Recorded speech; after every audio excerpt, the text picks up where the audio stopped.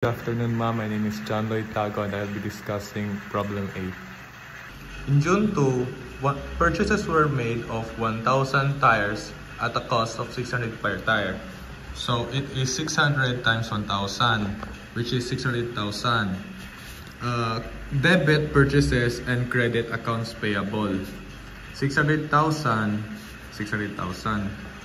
The purchases were made on account. Kasi.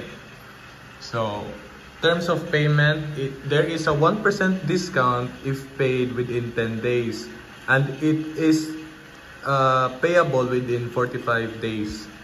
In June 4, Kayanan paid a trucking firm 8,000 pesos to ship the tires purchased on June 2.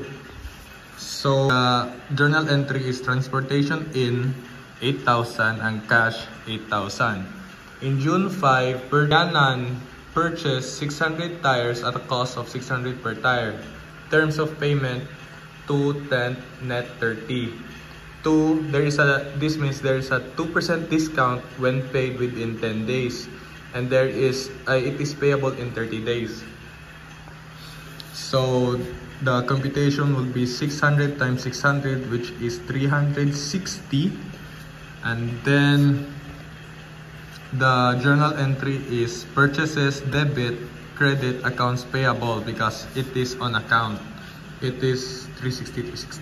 Okay, so in June 6, Kayanan paid trucking firm 5,000 pesos to ship the tires purchased on June 5. So the journal entry is transportation in debit and credit cash 5,000, 5,000. In June 7, Kayanan returned 150 of tires purchased on June 2 because they were defective, receive a credit on open account. So the computation would be 150 times 600 equals 90,000.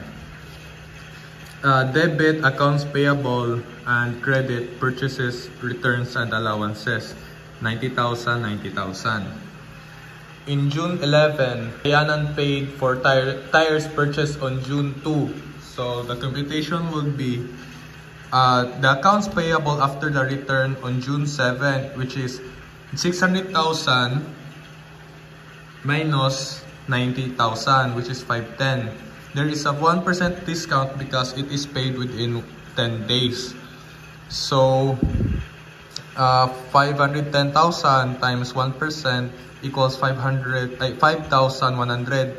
That is the purchase discount, and then the cash you will use to pay is 504,900.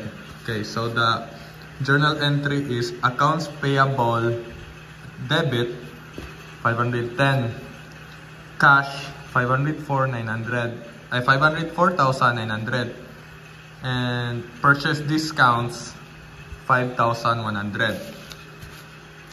In June 13, Kayanan Tires sold 700 tires from those purchased on June 2. The selling price was 900 per tire. Terms is 110 net 30. So there is a 1% discount within 10 days, which is payable and the account payable is payable within 30 days for the customer. The computation is 700 times 900, which is 630,000. 900 is the selling price, yes. So the journal entry is accounts receivable 630,000 and sales 630,000. Then in June 22, received cash from sales of tire on June 13.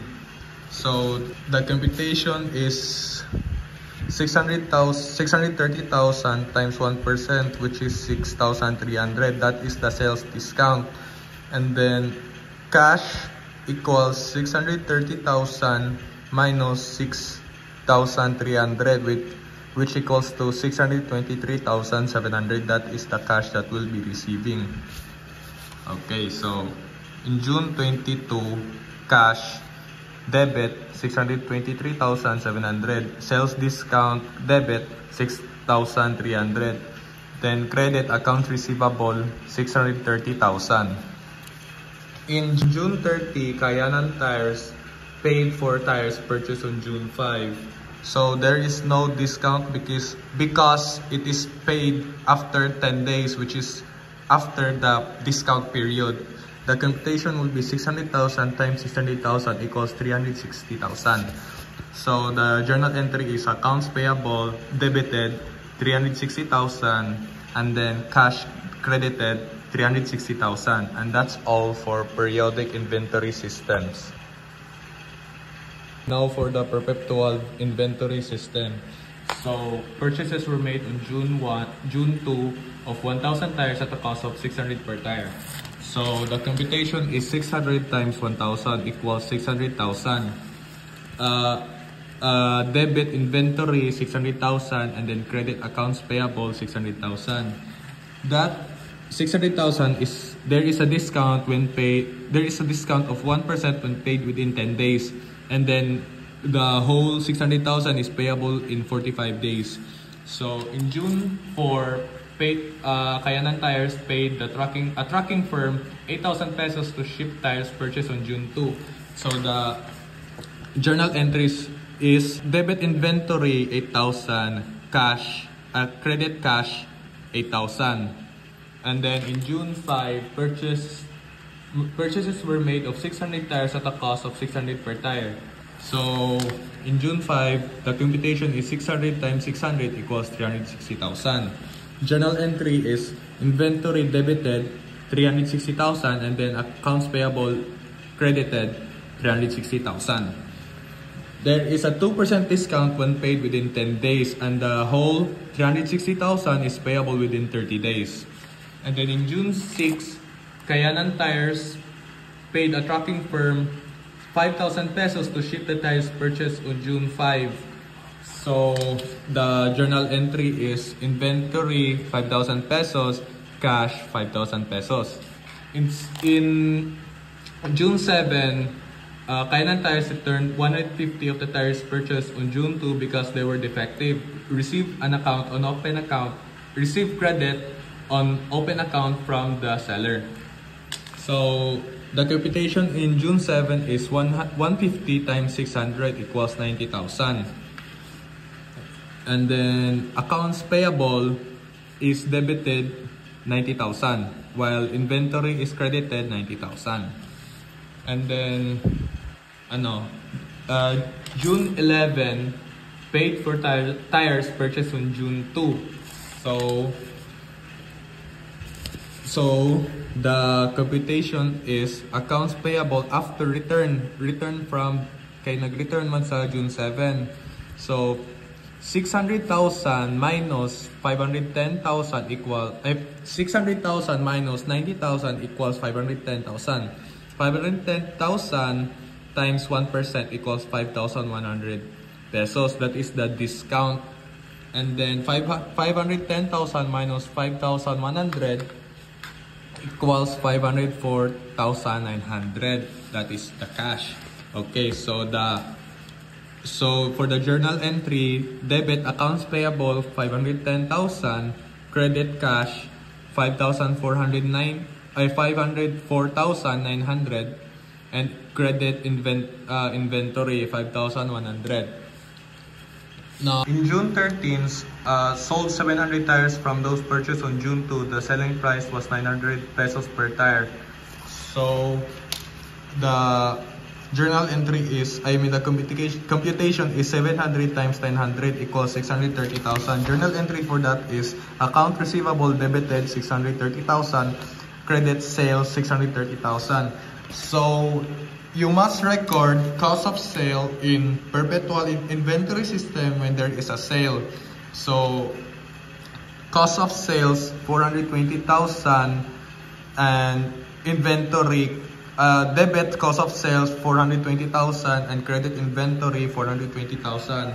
The 420,000 comes from the previous the how much 600, which is from the purchase price, the price that you purchased the tires from, and then times 700, which is the tires sold. Okay, so in June 22, received cash from sale of tires on June 13. So in June 22, the computation is 630,000 times 1% equals 6,300. That is the discount. And 600, that is the sales discount.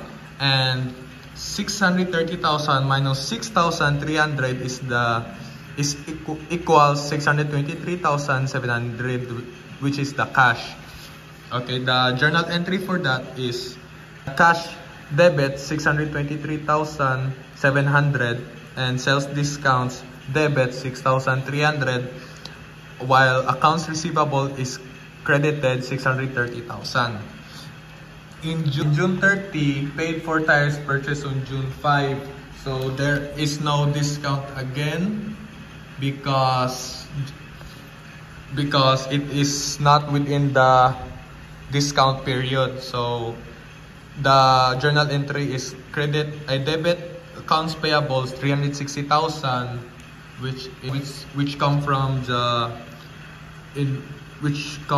the accounts payable in June 5, and then cash 360,000.